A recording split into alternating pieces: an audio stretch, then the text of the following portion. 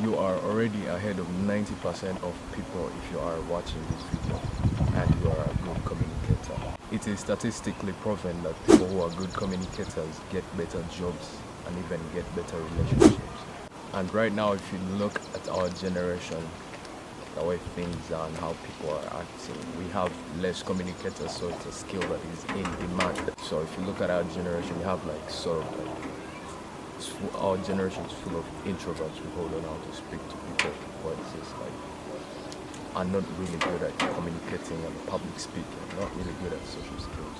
So it's a very wise decision for you not to click off this video, so we can look at how we could improve our social skills. Like, it would be very smart for you not to click off this video.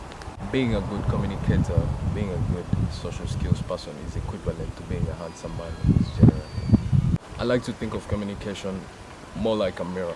If you're not a good communicator, so many things can disturb you. Like for example, if you have depression, anxiety, those are stains on your mirror, so you're not able to reflect your true self to the world. They say, build the best version of yourself and give him to the world. So here's an example of when I had one of my first interactions in a boarding school. Like, I was new in this school and I was going through the hallways, right? Like the staircase where we go to the dormitories and classes and stuff. So I'm new in this school, I'm like, I don't know anybody, and now I'm trying to make my first interactions to make friends around the place and stuff. So now while I'm going up the staircase, I find this guy and I ask him, I'm like, good evening. And do you know what he says? He asked me, what the fuck? He says, what the fuck? Like literally, I'm just saying good evening, and he says, what the fuck? So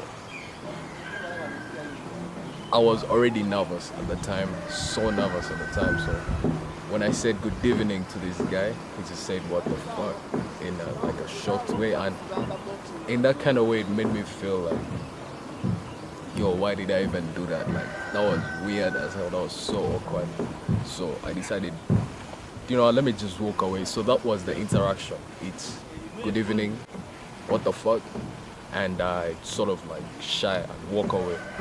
So that was the experience. That was like one of my first social experiences I had trying to make new friends at this new school.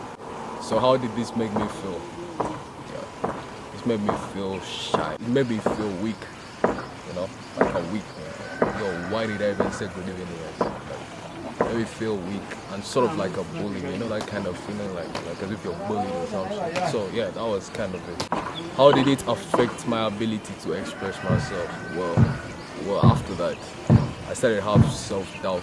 I started doubting myself. I could not approach the next person or say hi to the next person. So at the point, literally what I did is I just go back to the dormitory, go on my bed, and just shut the hell up. So now in the dormitory, in this private school, right, in the dormitory, there's like so many guys, everyone's talking, everyone's looking at each other, and I was like, the newcomer there, and they were all comers as well, so there were a bit of friendly people around there that were able to like holler at me, they're like, hey yo, what's up, what's your name, type.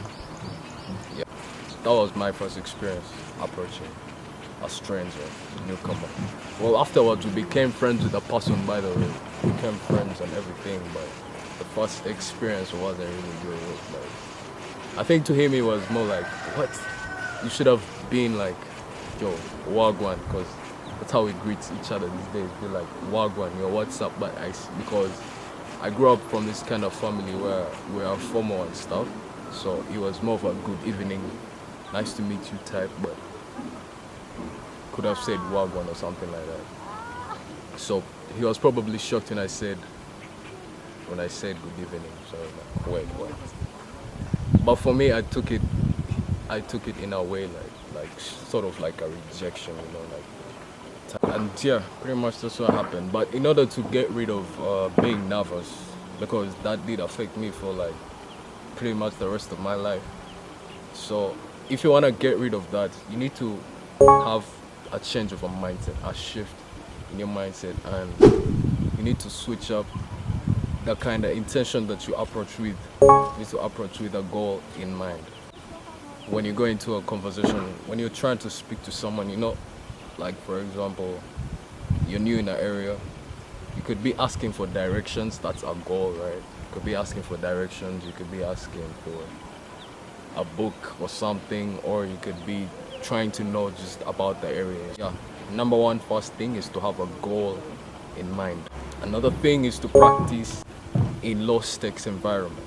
So pretty much warming up. So what I do is I first get myself warmed up before I get into like an environment with a lot of people. You need to practice before getting in such spaces. Yeah, practicing in low stakes environment.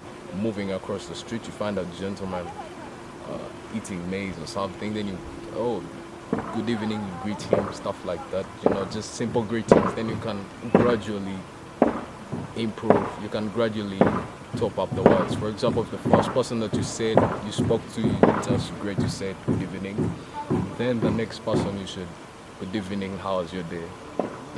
Baby steps. Then the next person is good evening, how was your day? What do you think of this weather? Isn't it annoying? Just start up a conversation, like a normal person. It's not really hard. So another thing is to consume smart content. Listening to the right podcast, listening to the right podcast, reading the right book, and you can exist in more conversations with smarter people, or with the type of person that you want to associate with that have knowledge on that certain topic. So you'd exist in that conversation. Make sure you tap into those podcasts, read those books, tap in. They've been really helpful for me as well, because when I got into this self-improvement basically means help. So it's like self-help. You need to tap into these books that you find interesting, and if you meet someone that also has knowledge on the same things that you've been studying, you could really find a great relationship that would change your life, pretty much. Imagine being friends with Iman Gadzi. That would be crazy. You always see the vlogs where like Hamza is visiting Dubai and first person is linking up with his Iman in Dubai. Do you know what that means? That's crazy. Just because you read the same book as Iman, you could be friends with him. Easy. Another thing is to speak daily. Make sure you get out of your house. Stop playing those video games and eating Cheetos and laying in bed, man. Come on, man. It's a beautiful world, man. I'm sitting at the edge right now, I'm not gonna lie. I'm sitting at the edge, I'm out here. Beautiful wind, the sun shining bright and warm. Just come out, speak to people, and get used to the uncomfortable feeling as well of being outside. It's gonna make you a better social skills person, trust. Amidst all this lack of confidence and all this social anxiety and all that, there are very many people just like you, so don't feel like you're alone. There are very many people just like you that I help one-on-one to get better at social skills. And pretty much just click the link in my description and we book that one-on-one coaching call, and we could see how we could work together to build better social skills and to get better at communication. If you click the link in my description, it will send you to my page where you will book a one-on-one meeting personally with me. Thanks for watching.